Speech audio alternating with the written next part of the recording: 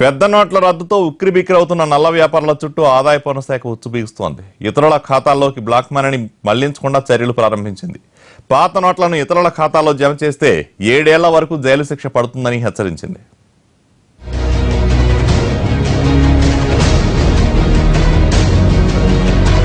ఇతరుల మాటలు నమ్మి వారి డబ్బును మీ అకౌంట్లో వేసుకుంటున్నారా? వారి మాటల మాయలో పడిపోయారా?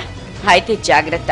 బ్యాంక్ అకౌంట్లలో నగదు డిపాజిట్లకు సంబంధించి నిబంధనలను అతిక్రమించే వారిపై కఠిన చర్యలు తీసుకుంటామని ఆదాయ పన్ను శాఖ హెచ్చరించింది. ఇతరుల అకౌంట్లలో పాత నోట్లను జమ చేస్తే అందుకు మూల్యం చెల్లించాల్సి ఉంటుందని స్పష్టం చేసింది. కొత్తగా తీసుకొచ్చిన బినామీ లావాదేవీల చట్టం ప్రకారం వారిపై జరిమానా విధించడంతో పాటు గరిష్టంగా 7 ఏళ్ల వరకు కఠిన కారాగార శిక్ష అనుభవించాల్సి ఉంటుందని స్పష్టం చేసింది.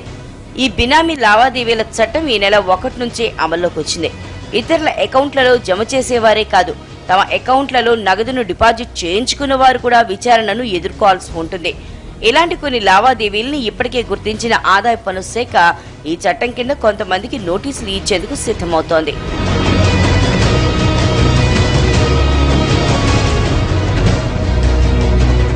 నిబంధనల ప్రకారం ఎవరైనా తమ అకౌంట్లలో ఎంత నగదునైనా జమ చేసుకోవచ్చు. అయితే ఒక్కో ఖాతాలో 2.5 లక్షల కంటే ఎక్కువ నగదు జమ చేస్తే ఆ నగదు ఎక్కడి నుంచి వచ్చిందన్న వివరాలు వెల్లడించాల్సి ఉంటుంది. సరైన ఆధారాలు చూపగలిగితే ఎలాంటి సమస్య ఉండదు. అలాగే జన్ ధన్ యోజన ఖాతాలో 50,000 వరకు నగదును జమ చేసుకునేందుకు అవకాశం ఇచ్చారు.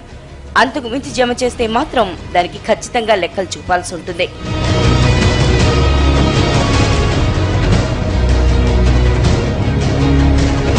దేశవ్యాప్తంగా ఈ నెల 8వ తేదీ తర్వాత బ్యాంకు ఖాతాల్లోకి డిపాజిట్లపై ఆదాయ పన్ను శాఖ అధికారులు ఆరా తీస్తున్నారు. సెక్షన్ 133 కింద ఖాతాదారుల వివరాలు రాబట్టేందుకు ప్రయత్నిస్తున్నారు. ఈ నెల 8 నుంచి ఆదాయ పన్ను శాఖ ఇప్పటివరకు జరిపిన దాడుల్లో 200 కోట్లకు పైగా లెక్కల్లో చూపని నల్లధనం బయటపడింది. ఐటీ శాఖ తాజా హెచ్చరికలతో అక్రమార్కుల గుండెల్లో రైళ్లు పరిగెడుతున్నాయి. ఇతరులను ప్రలోభపెట్టి కొందరు తమ నల్లధనాన్ని వారి అకౌంట్లలోకి మళ్లిస్తున్నారు. మళ్లీ పరిస్థితి చక్కబడగానే దాన్ని వెనక్కి తీసుకోవాలని భావిస్తున్నారు. దీన్ని గమనించిన ఆదాయ పన్ను శాఖ అలాంటి వారికి చెక్ చెప్పేందుకు బినామీ చట్టాన్ని తెరపైకి తీసుకొచ్చింది.